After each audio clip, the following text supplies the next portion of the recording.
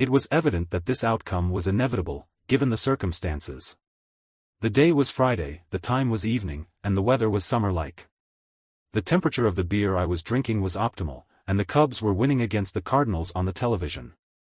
My German Shepherd, Rice, was sleeping next to me, waking only to join in my celebrations. The house was otherwise silent, as my wife, Tracy, was visiting a neighbor and my son, aged 18, was not home. My son, aged 18, and my 17-year-old my older daughter was staying overnight with friends, leaving me and my dog to our own devices. I had purchased Corona beer and limes earlier in the day, and I opened the refrigerator to retrieve them. I was pleased to find that I had not forgotten to do so. I felt a sense of anticipation as I heard the front door open. I opened and closed the door, assuming it was my wife returning from a visit to her old friend Lisa. I heard her move around the front of the house, but I did not hear her call out to me in greeting as she usually did. I considered this unusual, but at that precise moment, Cubs manager David Ross proceeded to bring out his starting pitcher in the fourth inning, despite the Cubs already having a significant lead. This decision provoked a strong emotional reaction in me, causing me to wake the dog once again. It must have been at least 5 minutes before Tracy finally made it to the living room. She appeared to be in a contemplative state, and perhaps also somewhat nervous. She did not approach me directly. She approached the chair and leaned in for a kiss as was her custom. However, she did not kiss me. Instead, she sat down on the edge of the sofa to the left of my chair. I watched her with one eye while I followed the game with the other. She then asked, "Can we talk for a minute?" Her voice was barely audible over the noise of the television. By this point, I immediately focused my attention on her. I observed that she had perspiration on her forehead and was breathing rapidly. I considered the possibility that someone we knew might have fallen ill or died. "Can you turn off the television, Bob?" she inquired, clenching and unclenching her fists while turning off the television. She was aware that her question pertained to a Cubs game, and it was evident that she was inquiring about a matter of grave importance. It was not merely a matter of illness, it was something more serious. My own physical discomfort, manifested as an unpleasant sensation in my lower abdomen, prompted me to immediately turn off the sound. "What happened, baby? You don't look well. Has someone died?" "No, nobody died," she replied, her response coming quickly. "It's just that. This is of great importance to me, and I must ensure that you are listening to me fully." I nodded without speaking, and a congestion of negative thoughts formed in my mind. We sat gazing at each other for at least half a minute, and I observed fear in her eyes, as well as another emotion, which I believe may have been anger. "You are aware that I love you completely, and I would never cheat on you. I would never date another man behind your back." This was not the question I was anticipating. The dinner I had eaten earlier in the evening, and the 2 beers I had consumed during the game, suddenly seemed to resurface. On the living room floor, I nodded again, silently. "I am 45 years old, Bob. In my entire life, I have only slept with one man besides you." She began, "I am still an attractive woman. My friends even say that I am a hot mom. I want to sleep with another man just once so I can feel the thrill of meeting a new man, another man, one more time before you and I grow old together." I was taken aback by this proposition. I sat motionless, unsure of how long it had been since she had spoken. It seemed as if a speeding train was passing right next to my ears. I was incredulous. "No, absolutely not," I shouted back, jumping out of my chair. "This won't happen as long as I'm—" She gazed at me with wide eyes as I paced back and forth. It must have been a dream. I must have fallen asleep in my chair and found myself in the middle of a nightmare. "This has nothing to do with you and me, Bob. It is about me and my needs as a woman. As far as you are concerned," she continued, her voice growing stronger and more confident with each utterance, "I believe I have been a commendable wife and mother throughout my life.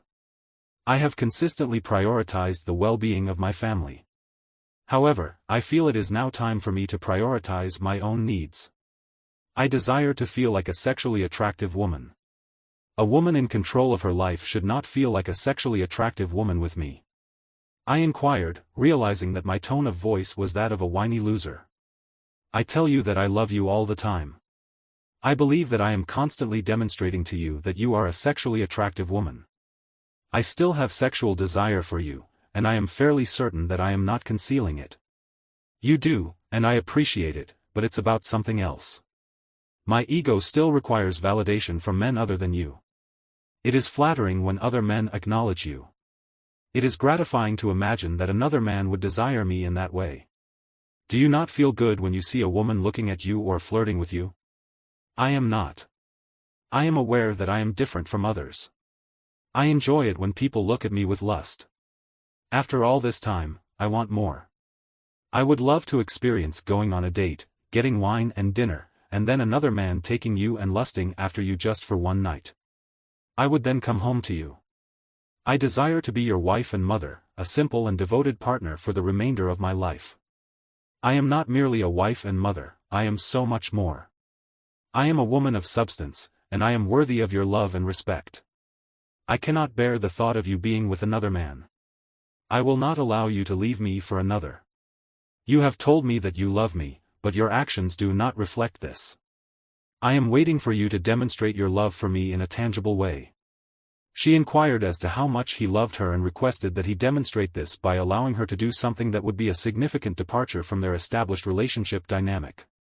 He responded that it would be a grave mistake for her to allow him to do this, suggesting that if he truly loved her, he would not even ask. I have been a devoted wife and a loving mother to our children. Shouldn't that entitle me to some degree of freedom in my personal relationships? You had numerous sexual partners before we married, whereas I was the only woman you were intimate with. I am merely attempting to achieve a sense of equilibrium in our relationship. She responded that we had never discussed the issue of infidelity before we got married. All we really discussed was we discussed our beliefs regarding fidelity after marriage. I have only engaged in sexual intercourse with 4 women in my lifetime, including you. This is not a particularly extensive list. I then stated, I always assumed that you had more experience than me. She replied, you know much more than I do. I have read extensively on this topic. She expressed a desire to provide me with as much pleasure as possible, which made it challenging for me to accept her proposition. She not only responded with a definitive no, but also indicated that she would be consulting with a lawyer the following morning to initiate divorce proceedings. I was taken aback by her response, but she managed to articulate her understanding. It must have been challenging for you to request a pass, which indicates a high level of commitment to this matter. It suggests that you are not inclined to accept a less assertive approach. I observe that this would likely result in your pursuing alternative avenues to achieve your desired outcome. I currently lack the confidence to trust that you will not take such actions, given that you have already demonstrated a willingness to do so. It was merely a ruse to gain permission retroactively. I reiterate that I have not engaged in sexual intercourse with anyone, as I swore to you. I assured you that I would not cheat on you, and I stand by that assertion. Now that I am aware of your desire, you might believe that engaging in sexual intercourse with another person would not constitute cheating. However, I maintain that it would be a betrayal of our relationship. Her inability to maintain eye contact conveyed to me all that I needed to know. She was eager to destroy our family, despite the fact that I had not yet done anything to warrant such a response. She inquired, in a hoarse voice, whether I had finally mustered the courage to make my request. This indicated that I had been planning this course of action for a considerable length of time, which led me to conclude that I had already selected a specific objective. It is likely that he was involved in the planning of this incident. Luncheon dinners. You have already been unfaithful to me, at the very least emotionally. She displayed a sudden change in complexion, her face taking on a bright red hue, as she became aware that I was regarding her with a look of disbelief. You don't need to know, Bob, she said in a quiet voice. I concede your point. Nevertheless, I am entitled to know the name of the person who is responsible for the deterioration of what I had assumed to be a blissful marriage. You can tell me or I can. She suggested that I call all of my close friends and also my boss and all of my colleagues and ask them. I said, you would be well advised to do so. She began to say, I would not, but I interrupted her. What do I have to lose? My life is in a ditch, and my marriage is falling apart. What should bother me? What about my embarrassment? She squealed. I gave a shrug and attempted to conceal my smile. I inquired about the name, Dan Wilson. She replied in a quiet voice, "Please, Bob, don't hurt him. I can't guarantee anything." I then proceeded to grab the remote and turn the game back on. She emitted a chuckle, brushed away her tears, got up from the couch, and went upstairs. I proceeded to the bedroom, where I observed the remainder of the Cubs game. However, I was unable to retain any information from the screen. I can confirm that I remained in front of the television for a minimum of 2 additional hours, although I believe I managed to conceal the majority of my emotions from my wife and I were actually devastated. I had no idea that my wife was planning to sleep with another man. In retrospect, I should have recognized the signs of her dissatisfaction with me or her life. Over the past 3 months, Tracy had become somewhat distant, not only from me but also from our children. In fact, my daughter Sherry was the first to notice, asking me if Tracy and I had been arguing. I also noticed that the intimacy between us had decreased. The frequency of sex dropped from 2 or 3 times a week to once every 2 weeks. This was not due to a lack of effort on my part. I wondered if some early changes were subsequently. There were instances of phone calls being received outside the room, which was a highly unusual occurrence until recently. In addition, there were almost constant evening text messages. When I inquired about this, she stated that it was Lisa who was experiencing difficulties with her husband, Jerry. This was particularly intriguing because Jerry and Lisa lived just 3 doors down from us, and I was previously unaware that they were facing any challenges. I spent the remainder of the weekend contemplating my options. I informed Tracy of my intention to file for divorce as expeditiously as possible, but first I needed to investigate every aspect of it, my marriage and my family. I could certainly comprehend how another man could desire my Tracy. She was a woman of considerable beauty when I first encountered her. At the age of 45, she was only 5 kilograms heavier despite having 2 children. Her breasts were of a generous size, complemented by a firm posterior, and her face gave the impression of a woman in her mid-30s. I have always been curious about how I came to know Tracy. She was clearly above my social standing. I am not a troll, I am merely an ordinary individual. I am not lacking in physical attractiveness, but men who resemble me do not often date the prom queen. She was merely 3 years ago a high school senior in junior high. We both took the same astronomy class at Purdue University. I took it merely for recreation, while Tracy needed the course to fulfill her academic requirements. I am somewhat of a nerd in that sense, and Tracy realized it became evident that I would be willing to assist her in passing the examination, given that science was not her forte. As the first semester was drawing to a close, we were engaged in study sessions in my dormitory room when Tracy leaned over and kissed me forcefully on the lips. I reciprocated the kiss with equal fervor. Despite the passage of the majority of the semester, I remained uncertain about her sexual orientation. However, upon our separation, Tracy informed me that regardless of the attire I wore, I never appeared to arouse her interest. I was intrigued, but I would not have assumed such a thing. Was it mutual? I was merely attempting to refrain from displaying excessive enthusiasm. I posited that we had become exceptional partners. I lacked considerable sexual experience, but I presumed that she was even less experienced than I was because she never expressed discontent and seemed quite content with the sexual activities I attempted with her. I had engaged in extensive reading on the subject while the other men my age were watching pornography. I had read about the sexual activities that everyone was watching with Tracy. This proved to be advantageous from the outset. At the beginning of the second instance of sexual intercourse, I caused her to faint by stimulating her genital area with my tongue. Initially, I was concerned because none of my 3 previous sexual partners had ever fainted. However, I decided that she was fine because she was still breathing when she opened her eyes 2 minutes later. 2 years after completing secondary education, our son was born, followed by our daughter 3 years later. We were financially stable at that point. As I was an IT professional and she was employed in a bank, when she resumed her duties shortly after our youngest child commenced studies at the local school, our son was preparing to embark upon his first year at Ohio State University in a couple of months, and our daughter was on the cusp of commencing high school in 2 short years. We were on the precipice of becoming orphans. Over the past few months, we have been engaged in discussions regarding our future, including travel. I have been in a relationship with this woman for almost 23 years. Refusing her request seemed unduly harsh, yet I had already observed that her asking for permission to cheat was a significant issue. I was not unacquainted with the situation. I was aware that if she was so eager to be permitted to cheat, she would be sufficiently motivated to act behind my back, particularly since she had already informed me of her intentions and did not consider it to be cheating. However, there was also the matter of. Furthermore, she and Dan Wilson were already engaged in an emotional affair and had planned a night of physical infidelity together. I am unsure if I will ever be able to forgive this. I contacted my divorce lawyer on Monday morning and made an appointment for Thursday afternoon. Meanwhile, on the home front, Tracy attempted to persuade me not to file for divorce. We had not engaged in any sexual activity, and we would not be engaging in any sexual activity in the future. Tracy became emotional because you do not want a divorce or because it is evident that this course of action is morally reprehensible.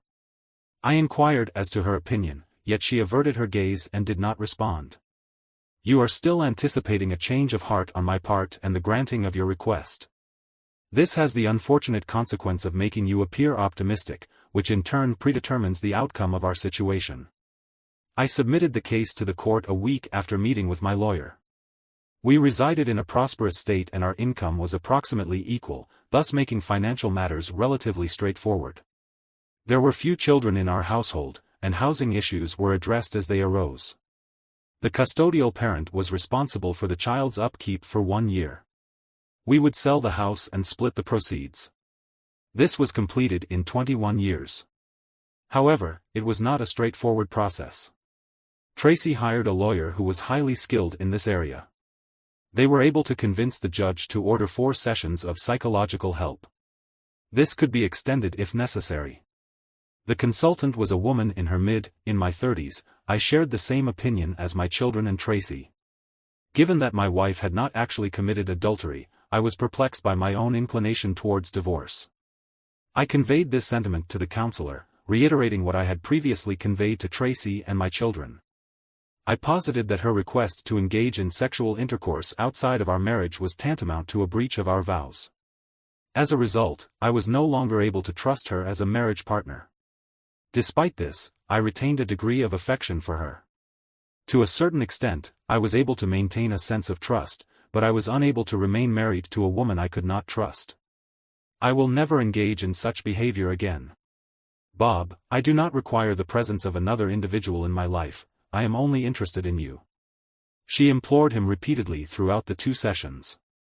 He was unwavering in his conviction.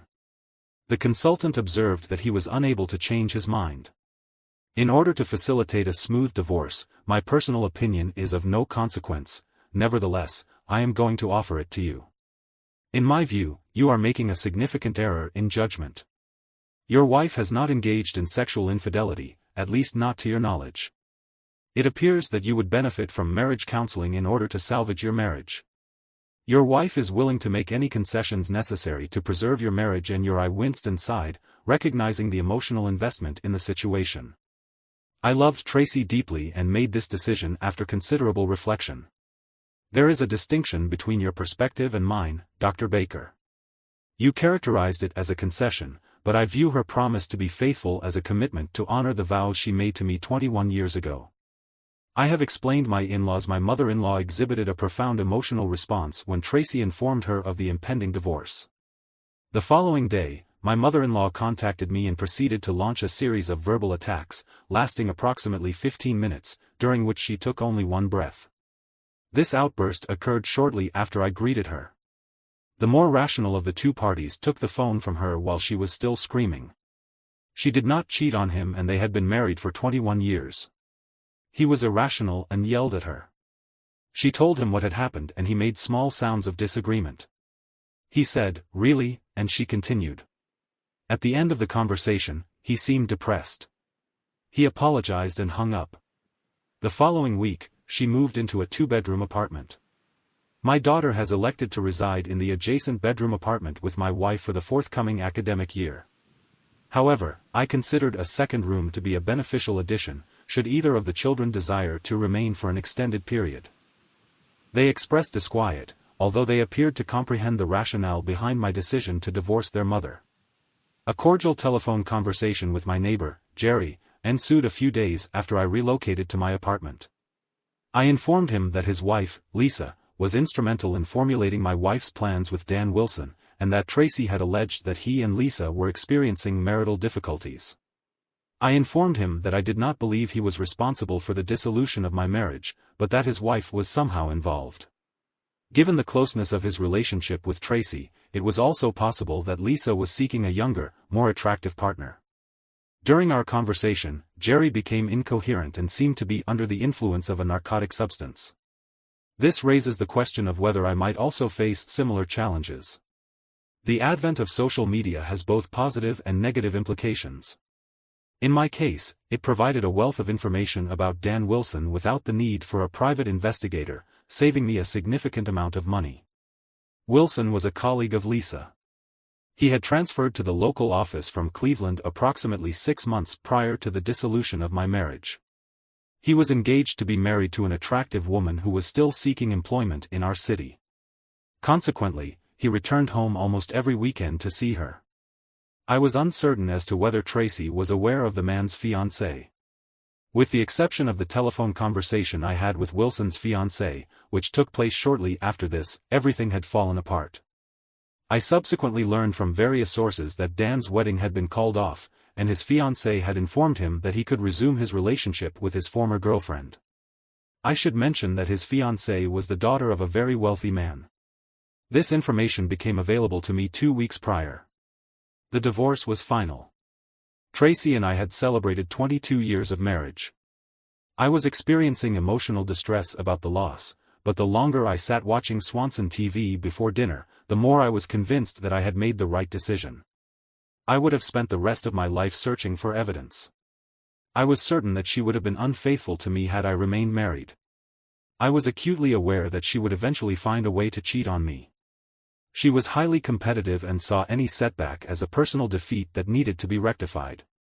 I consumed a single malt and retired to bed by 10 p.m. On this anniversary, I am gratified to report that my telephone rang at approximately 1 a.m. I observed that the caller was none other than my former spouse, Tobe. I considered allowing the call to go to voicemail, but since I was already awake, I answered it. "GH, she screamed. It was evident from the tone of her voice that she was not faking. There was another unintelligible squeal before Tracy urged her partner, presumably Wilson, to take her harder. I should have ended the conversation immediately, but I froze in place. I listened for another 2 minutes, long enough to hear. Tracy's partner emitted a growl indicative of his own orgasm. I terminated the call before the couple began to argue after sex, expressing regret that I was not on a landline so that my wife could hear me. If I had even the slightest doubt that I was acting appropriately, I would have ended the call. In accordance with the advice of my lawyer, I began recording all conversations with my wife. I felt my blood pressure rising as I listened to the call. I then called my father. The law confirmed his presence. I initiated playback of the audio recording on my mobile phone and allowed him to listen for a period of 3 minutes. I then terminated the call. I was almost certain that this would be the last occasion on which I would have to listen to this particular recording. I did not engage in any further acts of infidelity, unlike my wife. I did not utilize the resources of other individuals until the dissolution of our marriage became official. Even then, I did not facilitate a sexual encounter with another woman for over a year. I acknowledge that I experienced challenges in my social life. It had been 24 years since I had last participated in a social engagement, and I had no intention of pursuing romantic relationships again. Consequently, I did not remain informed about developments in the field of dating. This proved to be an ineffective strategy. Given that the dating world had become a distant memory for me, I was aware that my reluctance to date was largely self-inflicted. I was concerned that I might be caught off guard again. I loved Tracy and could not have predicted what would happen to me. There was no indication that anything would change. The only noticeable difference was the attitude of the women I dated. In the past, everything had been one-sided. The man selected a target and extended an invitation for a date. If the target accepted, the man would choose an activity and assume responsibility for all costs. In the current era, women appear to dedicate approximately half of their time to pursuing romantic interests or contemplating the ideal trajectory for a date. On occasion, they even assume financial responsibility for the entire experience. At times, I felt like a dinosaur attempting to catch up with the pace of modern dating. The experience highlighted that Tracy's abrupt shift in behavior was not an isolated incident but rather indicative of a broader trend. Today's dating landscape is characterized by a notable shift towards greater self-reliance among women. Many of them were focused on their own desires, even at the expense of their partner's needs. If it was beneficial for them, it would be beneficial for their partners and their loved ones. I have experienced this firsthand. I have no complaints about the physical aspects of sex with a woman in her 20s. The initial experiences were challenging, as I was unprepared for the level of physical intimacy. However, once I adapted, the level of pleasure increased significantly. I am not suggesting that Tracy was lacking in this area. However, at 45, she lacked the energy and flexibility of a 20-year-old. I was not as regenerative as a 20-year-old. Despite my advanced age, I was aware of certain techniques that would be likely to elicit a positive response from a female partner. However, my experience was not limited to relationships with younger women. I have been involved with women ranging in age from approximately 25 to 55. I might be described as an indiscriminate enthusiast, but I did tend to seek out partners who were approximately my own age. In terms of my own preferences, I had reached a point of comfort. It had been a busy week, and after concluding a meeting with a new client on the other side of town, I proceeded to the bar of an upscale hotel. Still attired in my suit, I sat on a high stool at the bar and ordered a single malt Glenmorangie, the cost of which was approximately $700. Upon entering the establishment, I observed a group of approximately 15 women from the bachelorette party seated at tables marked "reserved." They were engaged in a boisterous and animated conversation. I chose to remain for a while to observe the proceedings and ordered food from the bar. The bride-to-be was the center of attention. I observed that she was a woman of approximately 25 years of age with waist-length light brown hair and large brown eyes. I admit that I am partial to long hair, so she initially captured my attention. I focused on her for a few minutes before directing my attention to the other partygoers. At that moment, I noticed her. I estimated her age to be approximately 40 years old. She appeared to be approximately 40 years of age, which led me to conclude that she was a companion for the evening, akin to an older mother hen who had been invited along to look after the younger chicks. My initial observation was that she seemed somewhat nervous in her mid-thigh length black skirt, which appeared to ride up slightly. As she sat in the chair, her legs were visible at a higher level than her torso. She attempted to pull up her skirt on several occasions, but was unsuccessful. I observed that her legs were attractive. Additionally, her breasts were notable, though not entirely concealed by the tight lavender silk blouse she was wearing. The blouse featured a V neckline that extended to the middle of her breasts, revealing a significant amount of skin. Her neckline was cut to reveal the midpoint of her substantial breasts, indicating that her alabaster skin was not frequently exposed to solar radiation. When she was not preoccupied with the length of her skirt, she was observed to be looking down at her chest, presumably to ascertain that her attire did not display an excessive amount of creamy skin. The ensemble was arguably somewhat youthful for her comfort, and it appeared to have been designed for her by one of the younger women in the group. I mentally commended the individual responsible for selecting it and encouraged her to wear it. The women seemed to be enjoying themselves, laughing, drinking, and eating. When the three-piece combo began to play, several of the women got up and started dancing with each other. The women dancing together appeared to encourage the other men at the bar to approach the women on the dance floor. Those sitting at the table, with the exception of their companion, also began to move. After approximately 10 minutes, I decided that the opportunity had arisen for me to approach her. The musical ensemble began to perform, and several of the women rose from their seats and began to dance with one another. The women who were dancing together appeared to encourage the other men at the bar to approach the women on the dance floor. Those who were seated at the table, with the exception of their companions, waited for approximately 10 minutes. When no one approached the escort, I concluded that the opportunity had arisen and approached her. She had shoulder-length hair.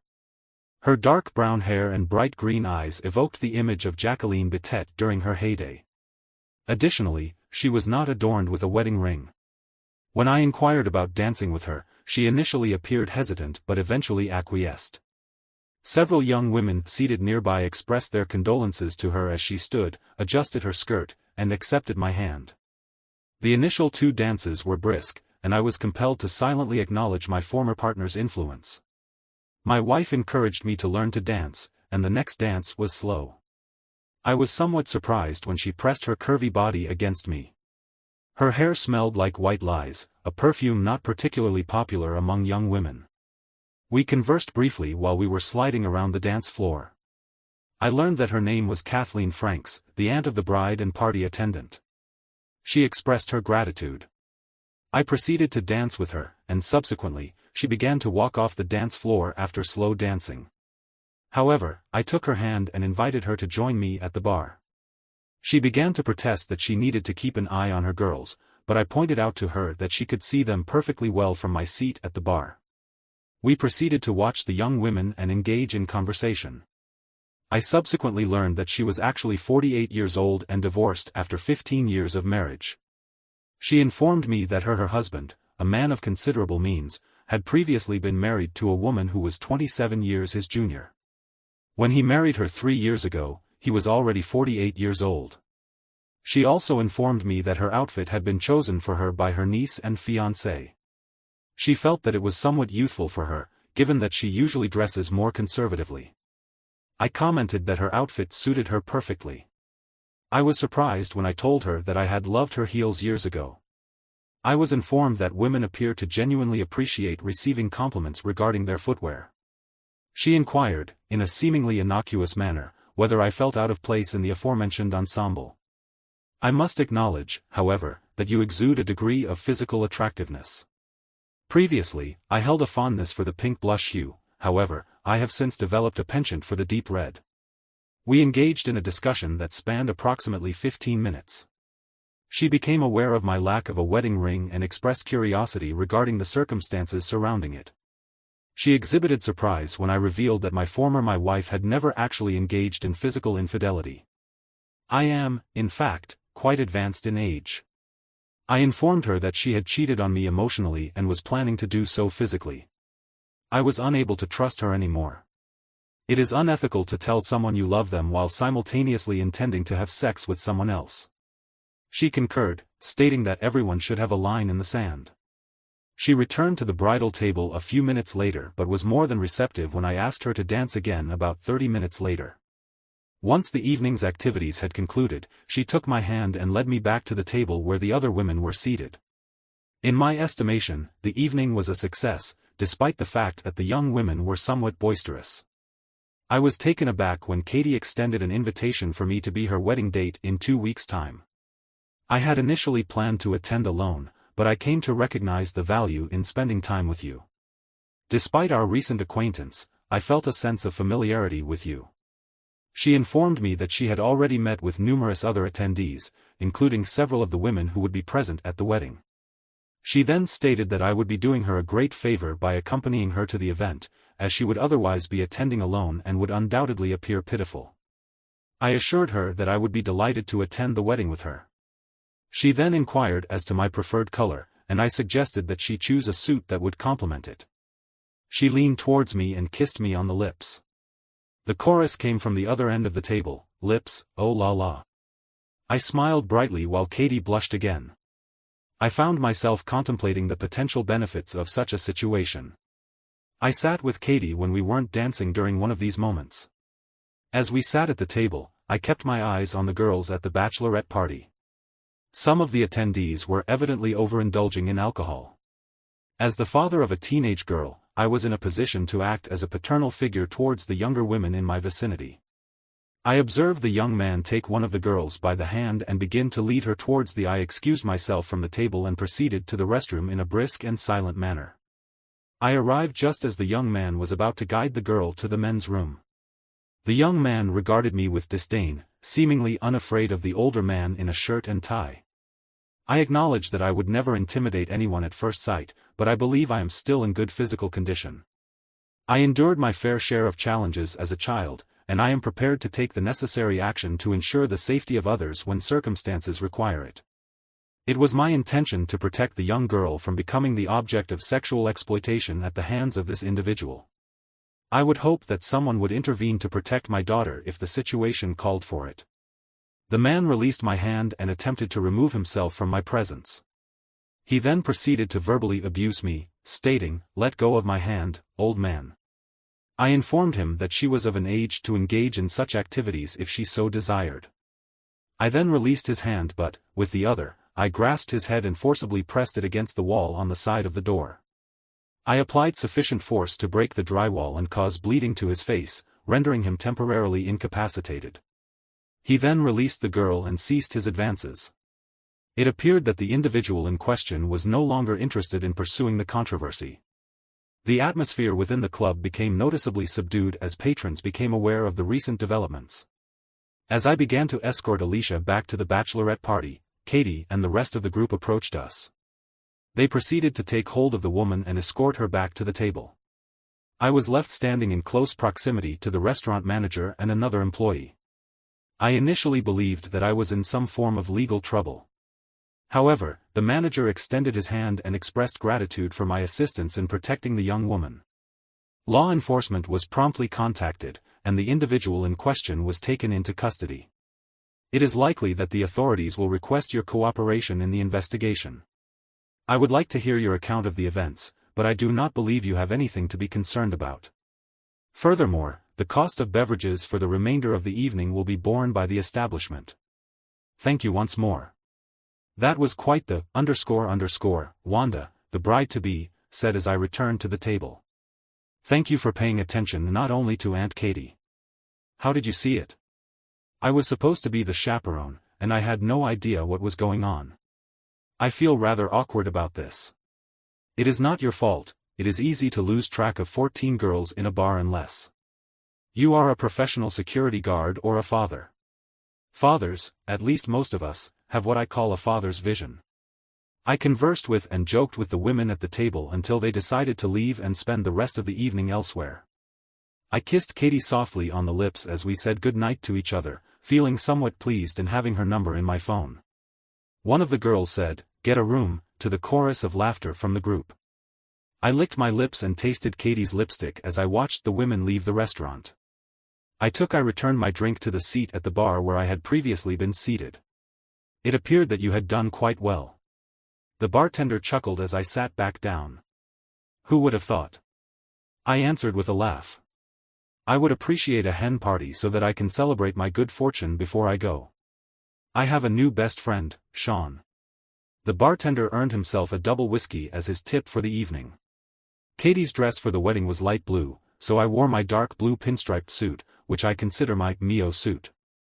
I thought we made a beautiful couple, as did several of her. At the wedding, several individuals approached me to express gratitude for my care of Alicia. The bride had reportedly spent the previous 2 weeks extolling the virtues of my character, describing me as a hero, heroic, and beautiful, a remarkable combination. This was conveyed by Kathy's sister, Donna Fulham, the bride's mother, as she initiated our acquaintance before the wedding. She also expressed her appreciation for my assistance to the girls a few weeks prior and for enhancing her sister's reputation for discernment in choosing a partner. Additionally, I had the opportunity to interact with Katie's 24-year-old sister. A year-long process my daughter Marissa and her fiancé Ben. At least one of my parents is seeking romantic partners in elementary school. Marissa stated, when she met me, "Dad will definitely hate you if you stay here long enough to be introduced."